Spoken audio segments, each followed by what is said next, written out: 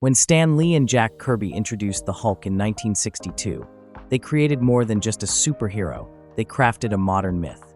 Bruce Banner, a brilliant but emotionally scarred physicist, becomes the Hulk after a gamma radiation accident, unleashing a monstrous alter ego fueled by rage. This wasn't just a simple transformation, it was a psychological breakdown. The Hulk isn't just a stronger version of Banner. He's a separate identity, born from years of repression, trauma, and fear. The character draws from classic literary figures, Frankenstein's monster, Dr. Jekyll and Mr. Hyde, exploring the duality of man, intellect versus instinct, control versus chaos. What makes the Hulk unique is his psychological depth. He's not a hero who struggles with responsibility like Spider-Man or a god learning humility like Thor. He's a man at war with himself, a walking embodiment of suppressed rage. The angrier he gets, the stronger he becomes, making him one of Marvel's most unpredictable and dangerous figures. Yet over time, the MCU has softened him, turning what should be a tragic, uncontrollable force into just another quippy team member. Well, this video will trace the Hulk's journey from the comics to live action, examining where adaptations succeeded and where they failed, in capturing the essence of Marvel's most complex monster. Bruce Banner's transformation into the Hulk wasn't just caused by gamma radiation. It was the culmination of a lifetime of trauma. Long before the accident, Banner was already a fractured man. His father, Brian Banner, was an abusive alcoholic who saw Bruce's intelligence as monstrous, beating both him and his mother in drunken rages. This childhood of terror and repression led Bruce to develop dissociative identity disorder, burying his rage so deep that when the gamma bomb explosion finally triggered the Hulk, it wasn't just a physical mutation, it was the birth of a separate, uncontrollable identity. The Hulk's power is as psychological as it is physical. Unlike most superheroes, his strength isn't fixed, it grows with his anger. The madder he gets, the stronger he becomes, to the point where he can challenge gods and celestial beings. His body is nearly indestructible, capable of regenerating from wounds that would kill any other being. He can create shockwaves with a thunderclap, leap miles in a single bound, and even manipulate gamma energy on a cosmic scale. But this power comes at a cost. The Hulk isn't a hero who can be relied upon. He's a force of nature, as likely to destroy allies as enemies. In the comics, the Illuminati, a secret group of Marvel's smart-ass heroes, once exiled him to another planet because they feared he was too dangerous to remain on Earth. And when he returned, he wasn't a savior. He was a vengeful monster, punishing those who betrayed him. At his core, the Hulk is a walking metaphor for repressed trauma, for the destructive power of unchecked rage, and for society's fear of the uncontrollable. Betty Ross, his most enduring relationship, stands by him through countless transformations, near-death experiences, and even her own gamma-induced mutations. But their love story is less a romance and more a tragedy, two people bound together by a curse neither can escape. The Hulk isn't just a superhero. He's a horror story, a psychological drama, and a mythic force all in one. And that's what makes him so compelling, when written correctly. Unfortunately, not all adaptations have honored that complexity. First up, we've got The Incredible Hulk, 1977 to 1982 TV series. I'm not going to take a deep dive into this series. Know that for its time, it worked. This version of Bruce Banner, played by the perpetually sad-eyed Bill Bixby, was a far cry from the comic book scientist.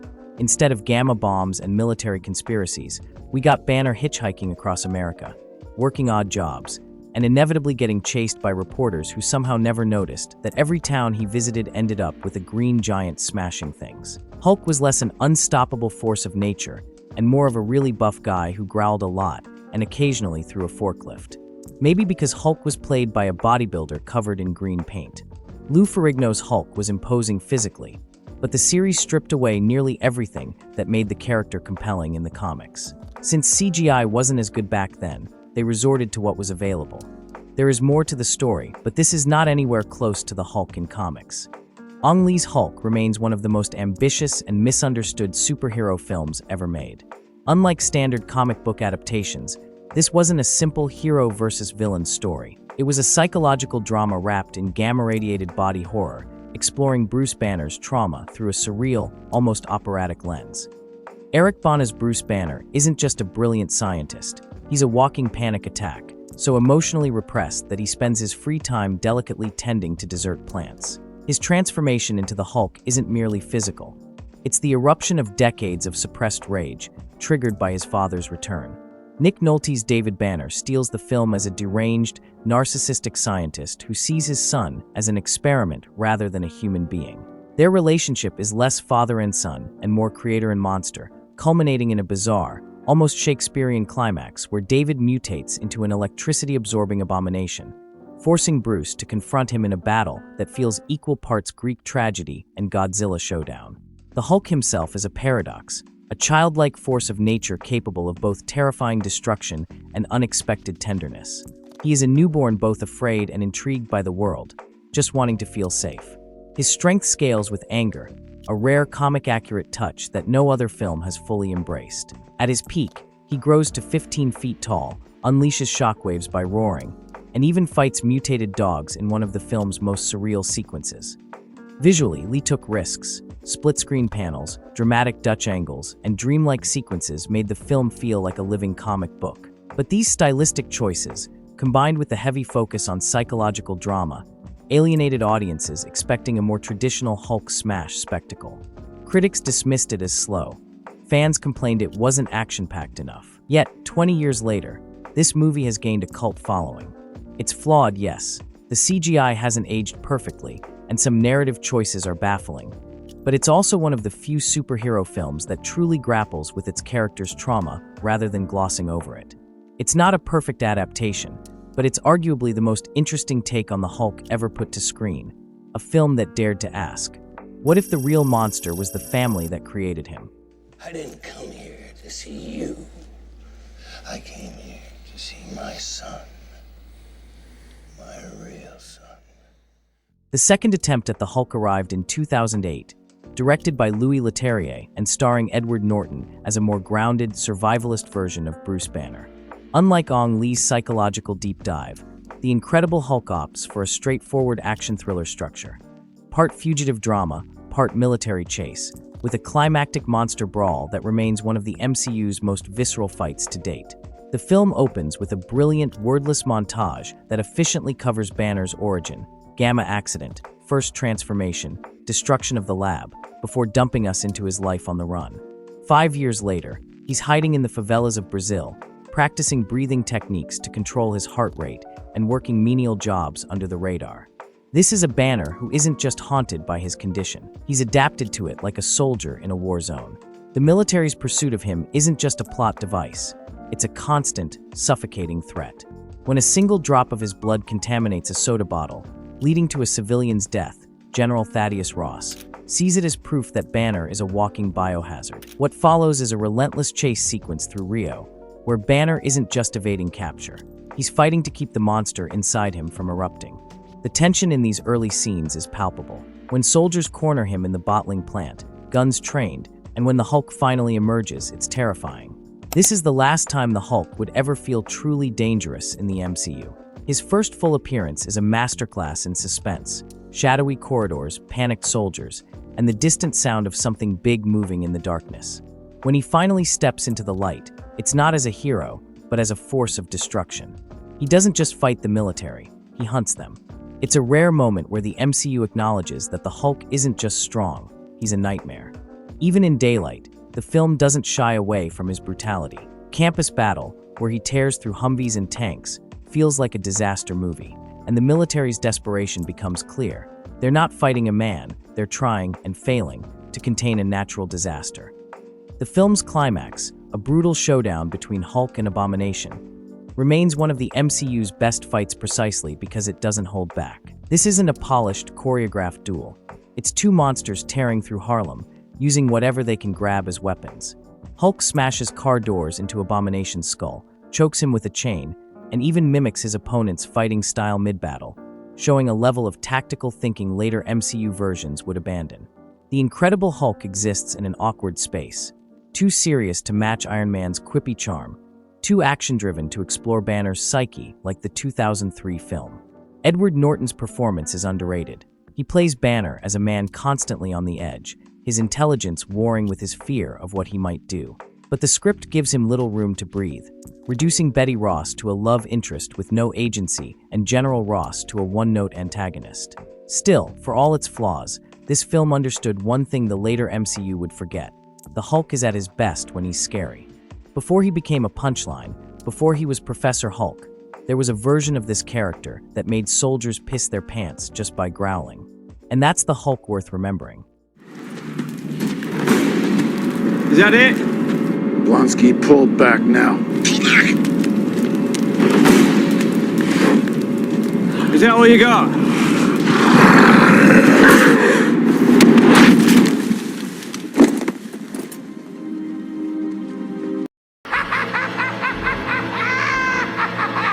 The first meeting between Bruce Banner and Natasha Romanoff in The Avengers is one of the MCU's most psychologically charged scenes, and the last time the Hulk felt like a genuine force of terror.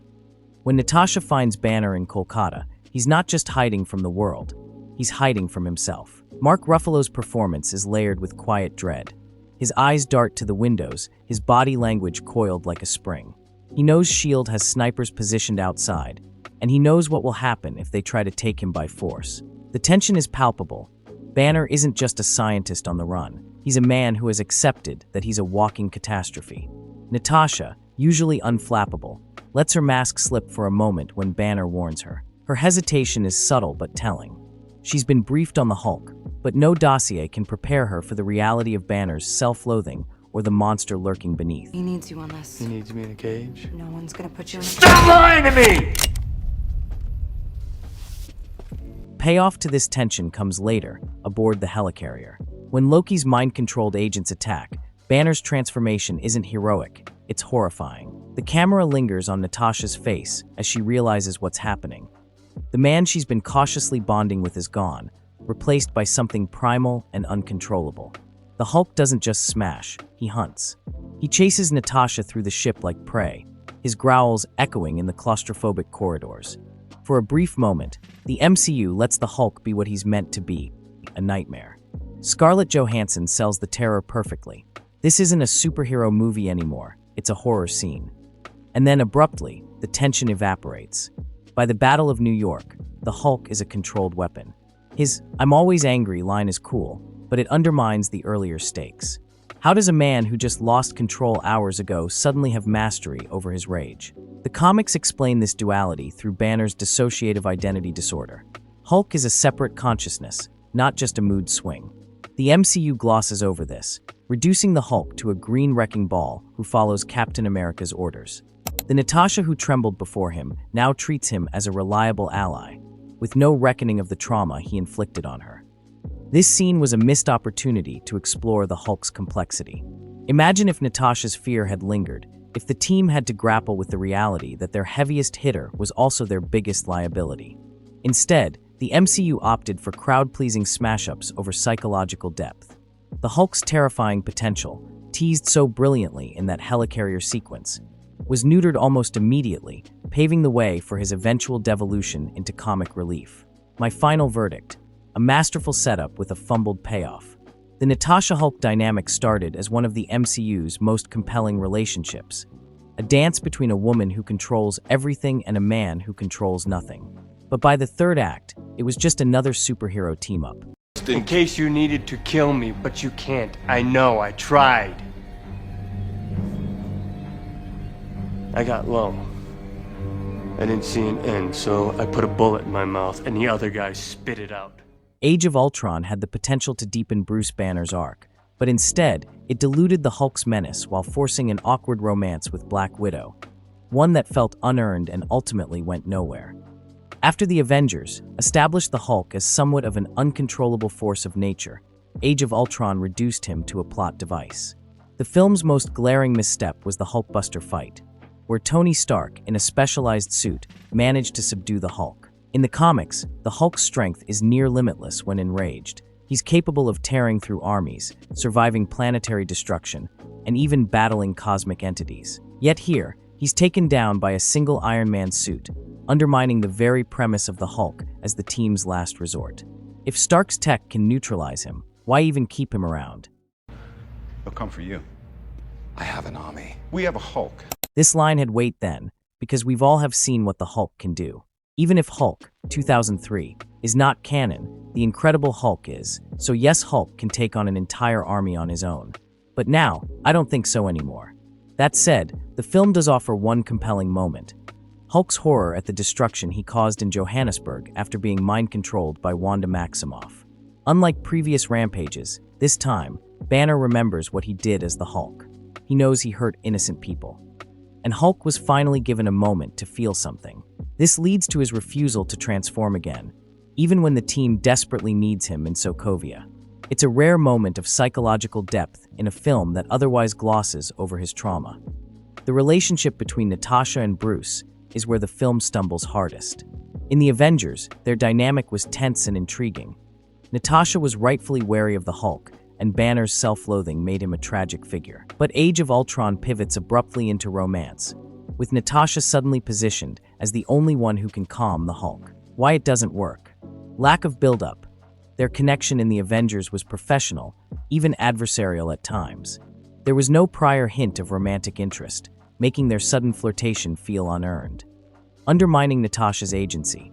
Instead of exploring her espionage past or leadership, the film reduces her to a love interest. The infamous monster conversation, where she compares her sterilization to his transformations, feels forced, framing her trauma as a romantic bonding point rather than a personal struggle, which is something I would love to talk about on later videos, because the Black Widow was done a great disservice.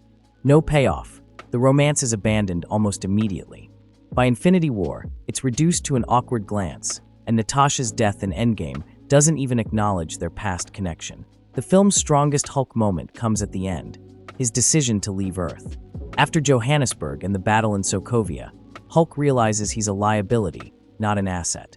His final scene, staring mournfully out of the Quinjet before flying into the unknown, is a fittingly somber conclusion. It sets up Ragnarok beautifully, where he finally gets to reclaim some agency, albeit as a gladiator, not a hero.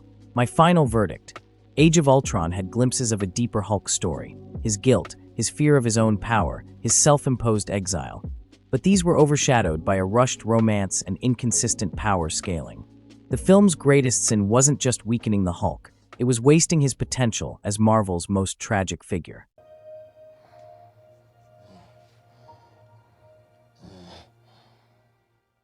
Ragnarok gave us the most visually dynamic and entertaining version of the MCU's Hulk, but at the cost of his terrifying edge. Taika Waititi's film transformed the Jade Giant from a rage-fueled force of nature into a cosmic gladiator, complete with roaring fans, a booming vocabulary, and an ego the size of Sakaar. While this version delivered the best action the Hulk has ever had in the MCU, it also marked the final departure from the character's horror roots. But there are some good in this movie. First, the fight scene is magnificent. The Hulk vs. Thor duel is the MCU's greatest Hulk battle, brutal, kinetic, and packed with raw power, tossing Thor around like a ragdoll before the Grandmaster's intervention. Secondly, his personality development. For the first time, Hulk speaks in full sentences, expressing his own desires. He's not just a mindless beast, he's a character with agency, even if that agency amount to little. Hulk's dead. Lastly, Sakaar's neon-drenched wasteland and Jack Kirby-inspired aesthetics make this the most visually striking Hulk appearance yet. The Grandmaster's Arena is a perfect playground for Hulk's destructive charisma. And the bad? Well, in the comics, Planet Hulk was a brutal saga. Exiled by the Illuminati, Hulk became a slave, then a revolutionary, overthrowing the tyrannical Red King and ruling Sakaar with a mix of strength and reluctant leadership. This Hulk was scary, a warlord whose rage had purpose, who led armies and crushed empires. By contrast, MCU Hulk is a celebrity gladiator. The film leans into Hulk's childlike side, making him more of a stubborn, overgrown toddler than a force of primal fury. His refusal to turn back into Banner is played for laughs, not tragedy. In the comics, Hulk's time on Sakaar was a crucible. His anger forged him into something even more dangerous. Here, it's a vacation. He's not a revolutionary. He's the Grandmaster's prized fighter, content to smash for applause. The MCU skipped the Illuminati's betrayal, which in the comics led to World War Hulk, a story where Hulk returns to Earth for vengeance, nearly destroying it. Instead, MCU Hulk just gets on a spaceship and leaves again. Ragnarok was a chance to reintroduce Hulk as a true monster. Imagine if, after 2 years of pure Hulk dominance, he'd returned more unhinged, more brutal, a being who had fully embraced his rage without Banner's influence. Instead, we got a Hulk who was less frightening than his Avengers incarnation. That said, Ragnarok remains the best action showcase for Hulk in the MCU. The fights are exhilarating, the humor lands, and the visual style is unmatched. But for fans who wanted the Hulk to be more than just a smash-happy gladiator, who wanted the monster back, this was another step away from what made him great. My final verdict: best action Hulk? Absolutely. Scariest Hulk? Nowhere close. The tragedy, the horror, the unstoppable force that even the Avengers feared. The MCU's Hulk is fun, but he's no longer terrifying, and that's a shame. Voice activation required. Banner. Welcome, strongest Avenger. What? Infinity War should have been the Hulk's defining moment, the ultimate test of his strength against the Mad Titan. Instead, it became the final nail in the coffin for the MCU's version of the character, reducing him from an unstoppable force of nature to a traumatized shadow of himself.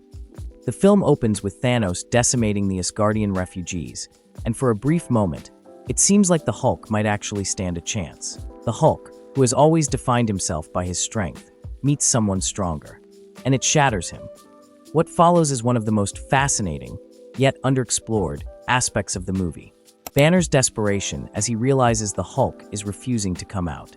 In past films, Banner feared losing control. Now, he's terrified of being stuck in control.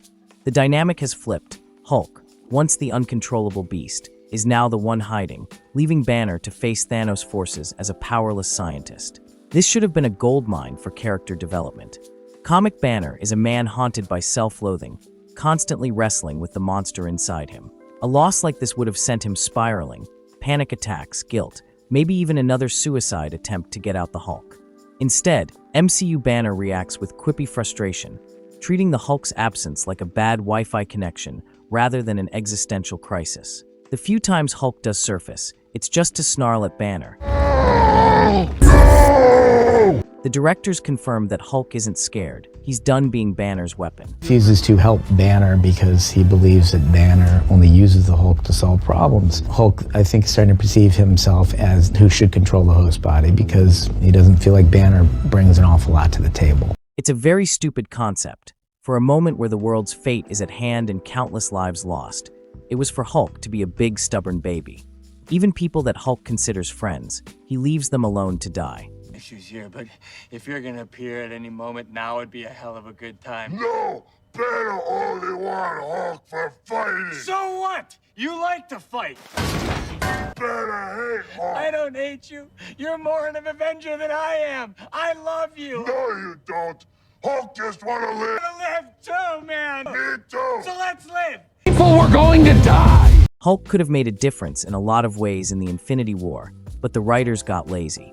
He's not the type to back down from any fight, even when he is on the verge of losing. They got lazy and wanted to get rid of the Hulk without killing him, because in the recent Incredible Hulk Annual, 2024, proves how thrilling a Hulk/Thanos rematch could have been.